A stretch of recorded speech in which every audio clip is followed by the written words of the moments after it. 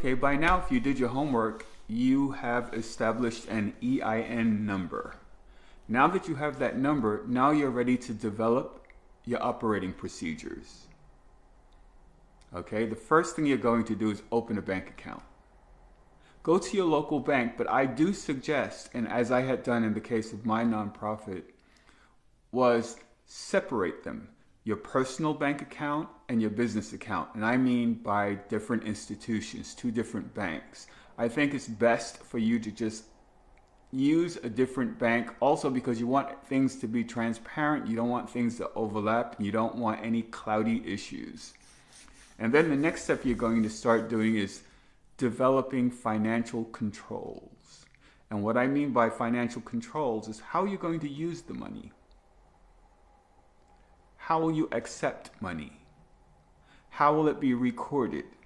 How will everything spent, especially towards office expenses, how will that all be recorded? So this is where you really start to develop these controls.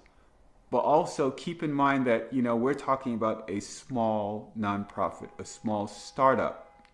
So therefore, it's not as complicated as a huge institution.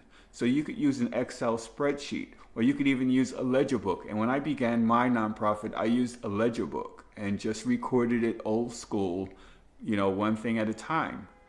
But it's transparent. You're able to see what you're doing.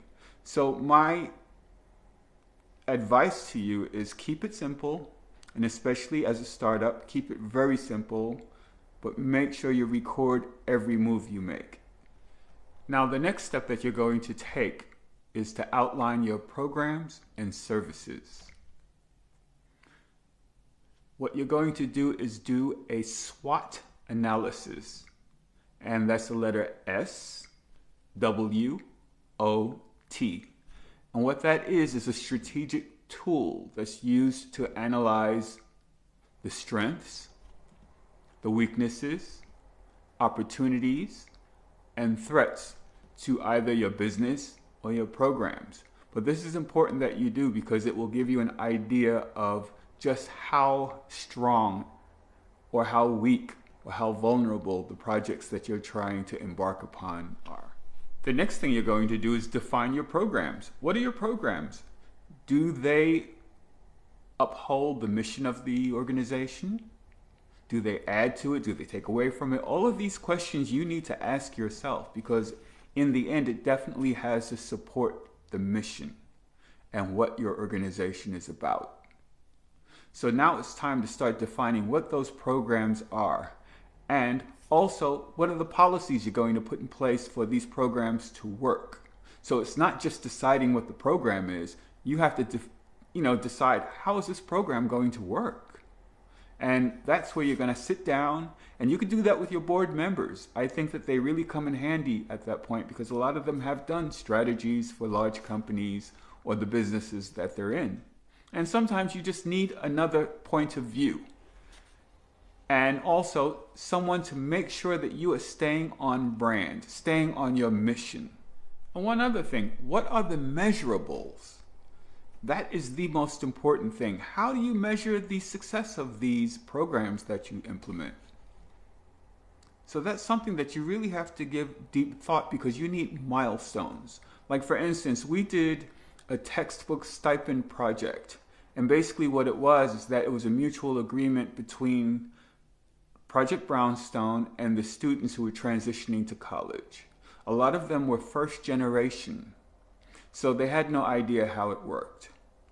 So that was an agreement that we would monitor their performance and also supply them with a stipend for textbooks and supplies.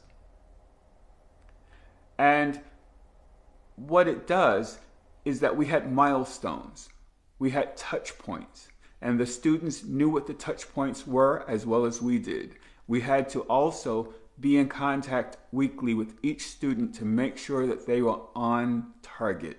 So these are the kinds of measurables that you're going to have to put in place to make sure that your programs work. Because when you're doing grant work, They want to see the measurables. They want to know, how are your programs working, or how do you plan for this program to work? So you have to give it like a whole 360-degree thought process of, how does this work? You can't just say, oh, we're just going to do this program and just leave it at that. You need the whole thing. And along with that, you want to identify the cohort. How do you get this cohort? How do they interact with you? How do you interact with them? So all of these things are part of the policies that you put in place for your programs. But every part of this is important, and they all must be measurable. Okay, so now that you have all of that in place, the next step is, what is going to identify your brand? What is your logo going to be? And that also ties in with your website. What is the logo going to be? What are the identifiers of your organization that is unique to your organization going to be? Because you're going to have to create stationery. You're going to have to create brochures, mailers. You're also going to have to do business cards, envelopes. All of these things are important to building your brand. But all of this, just like the articles of incorporation, the tax exempt, everything has to be cohesive. It has to be one brand. So think very wisely about how you identify. What's the logo going to look like? This is something that, you could toy around and ask people, what do they think? I know when we did ours, we had a few logos designed, and then we took a consensus, and the popular one was the one that made it. And then even down to the colors, because it was brownstone, so our colors were brown and black.